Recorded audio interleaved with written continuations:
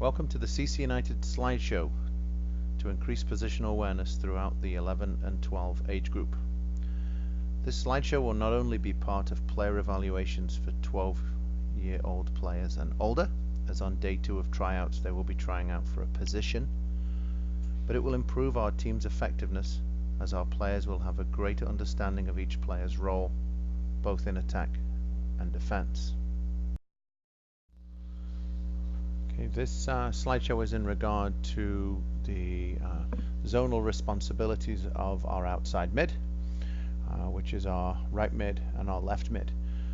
So hopefully at the end of this slideshow, if you're a right mid or a left mid, you'll understand where you're supposed to be on the field, where you pressure, where you're, who you cover. So as you can see, the ball is with 8. So the first thing is recognizing our zones.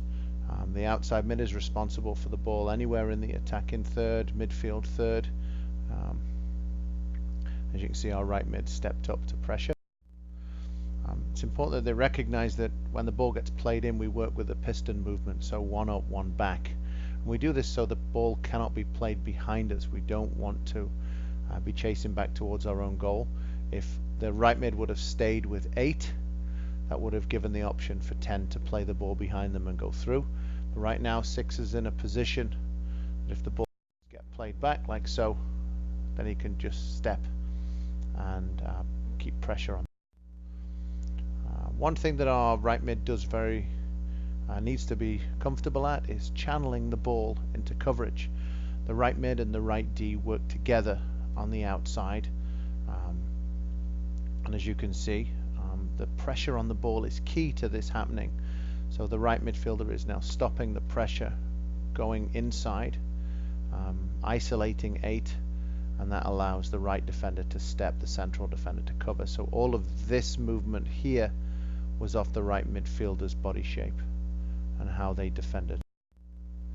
Here's on the other side is our right defender is here, so the secondary channeling is into our center midfielder. So if our right midfielder recognizes that the ball needs to go central because the other team have less players, or in this case if the ball is channeled central, then if we transition we're going 2-on-1 in this central area, the right midfielder is channeling on the outside, forcing in into our center mid to get across. And the only thing missing with this picture is our left mid on this side getting compact when the ball is on the opposite side.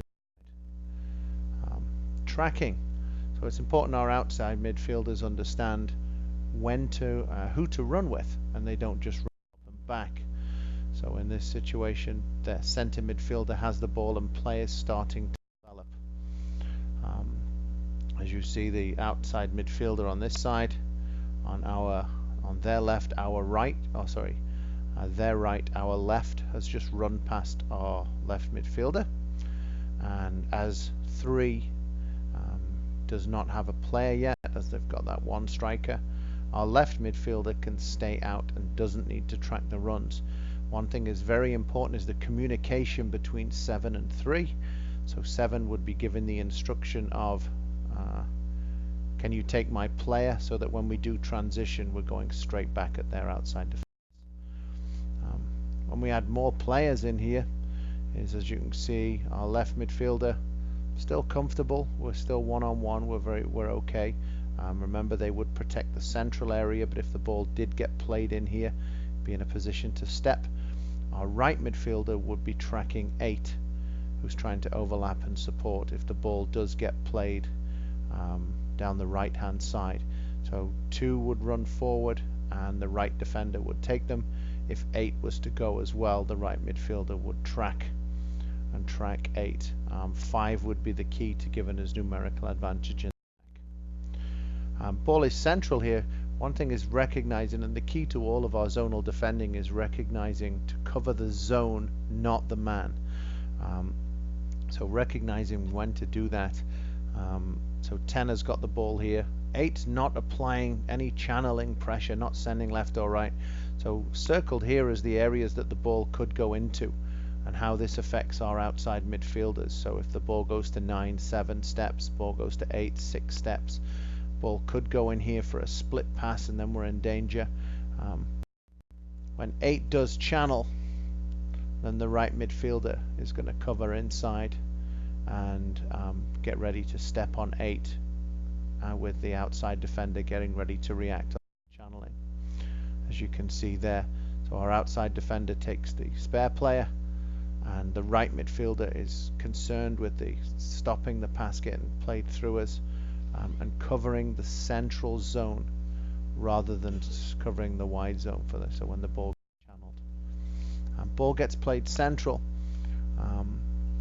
Another example of covering the zones, not the players, is that the ball is could get played from their central midfielder into any of these areas. And note that our outside midfielders already have player responsibility, that have already given them width. So one common mistake of our outside mids is that they would stay out. What we want them to do is to pinch in, leave the players open and protect the middle of the field to deny the penetrating pass. Note that the position of the midfielders has still got the opposing players in front of them, the attackers, and they can still see them.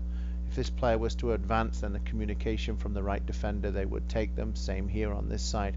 But at this present, if the ball was to get played left or right, which is the only possible outcome, then they'd step and they'd zone as they did in the first 2 slides. So roles of our outside midfielder when defending: to recognize the zone that you're in, and then to recognize where to channel the ball into coverage. And that coverage is based on the opposing formation, based on the strength of the opponent. They might have a strong player, but recognizing where that covering is coming in. And then in the midfield zone, recognizing our transition opportunities, recognizing when to track, and most importantly, when to cover the zone and not the player.